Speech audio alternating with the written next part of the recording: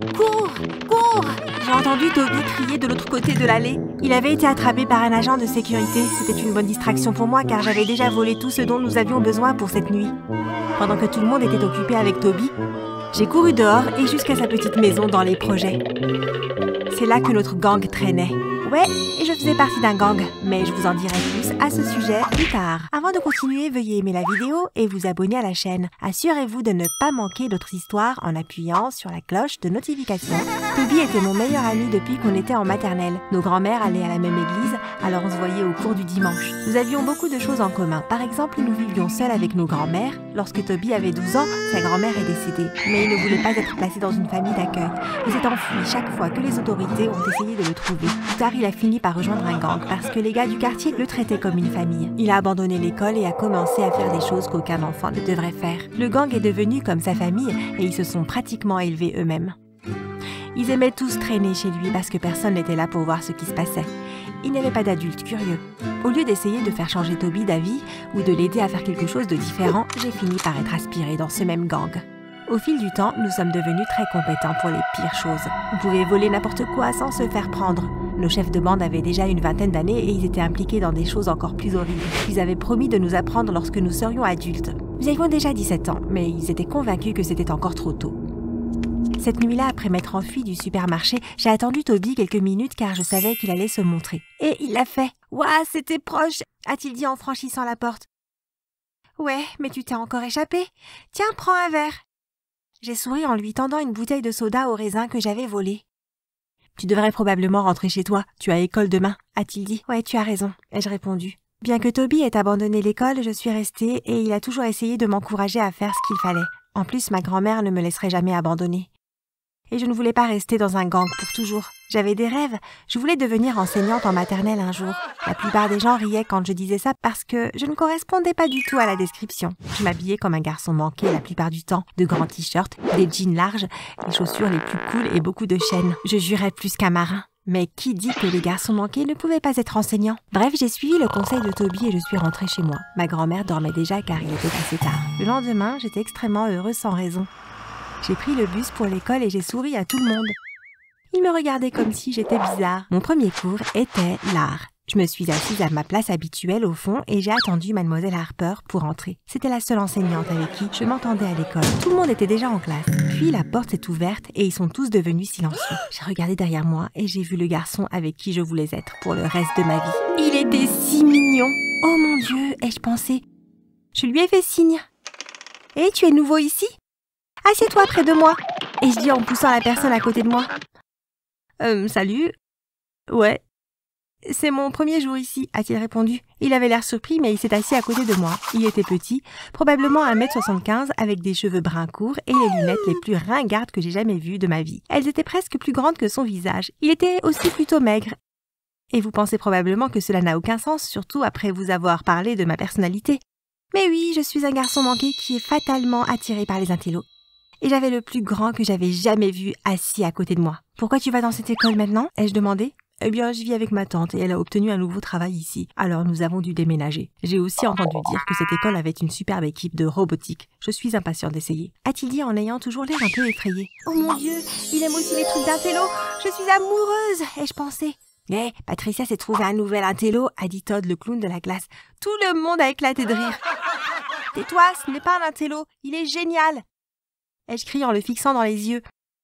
Nous avions des cours différents après, mais plus tard ce jour-là, je l'ai trouvé assis seul à la cafétéria. J'ai pris mon plateau et me suis assise à côté de lui. Il avait l'air effrayé à nouveau. « Écoute, je ne suis pas une brute ou quoi que ce soit. Je ne vais pas renverser ton plateau. Arrête d'avoir si peur de moi.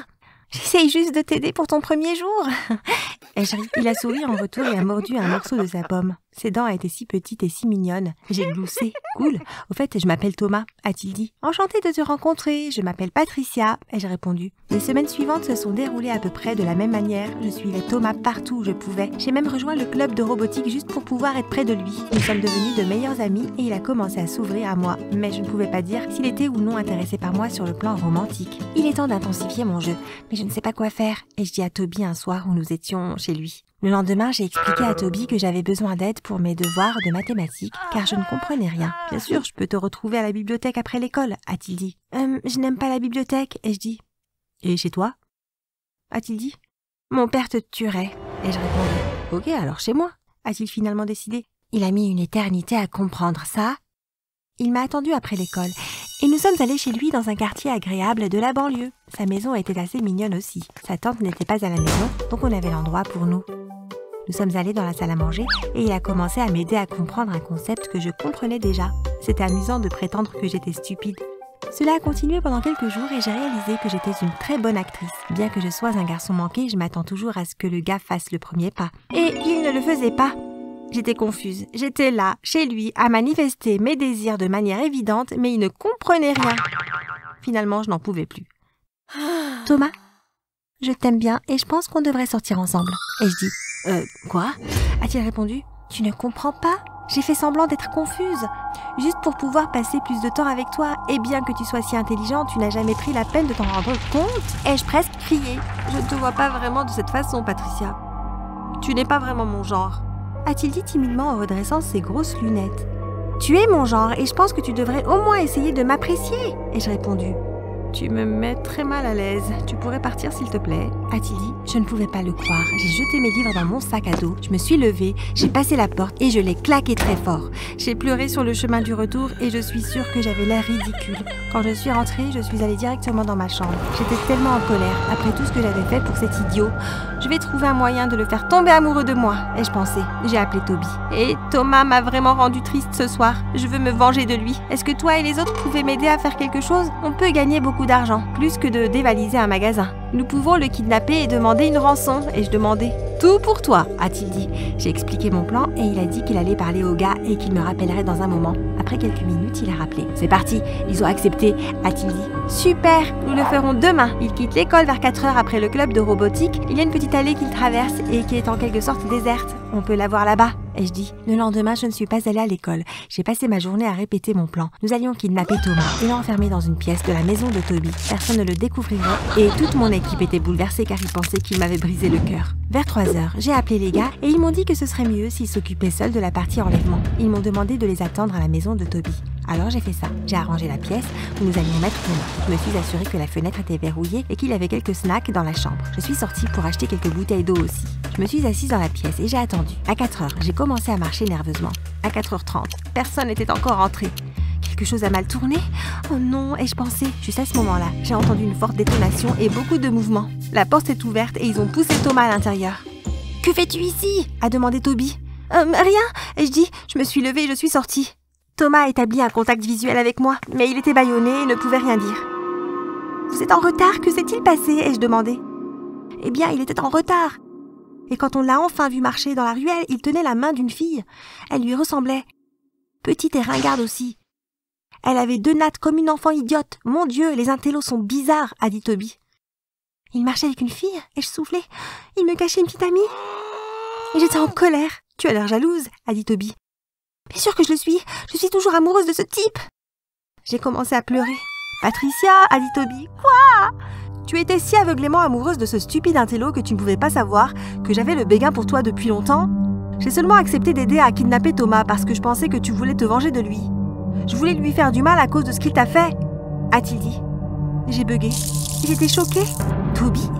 Amoureux de moi? Tu ne vas rien dire. Tu nous as demandé de le kidnapper pour te forcer à t'aimer? Parce que je ne pense pas que c'est comme ça que ça marche, a-t-il dit en ayant l'air déçu parce que je n'avais rien dit. En fait, c'est exactement pour ça. Je soupirais. Il a quitté la pièce et rien n'aurait pu me préparer à ce qui allait se passer ensuite. Il est revenu dans la pièce avec d'autres gars. Tu nous as impliqués dans ta petite histoire d'amour absurde et maintenant je ne suis même pas sûre qu'on aura de l'argent avec ça, a dit l'un des leaders. Ils m'ont attrapé et m'ont poussé dans la pièce où Thomas était retenu en captivité. Mais qu'est-ce que tu fais? Ai-je demandé. Tu vas payer pour ton comportement stupide, a-t-il répondu. Il a quitté la pièce et a verrouillé la porte. J'étais donc coincée avec Thomas. Il était toujours attaché et bâillonné, mais mes mains étaient libres, alors je l'ai détaché.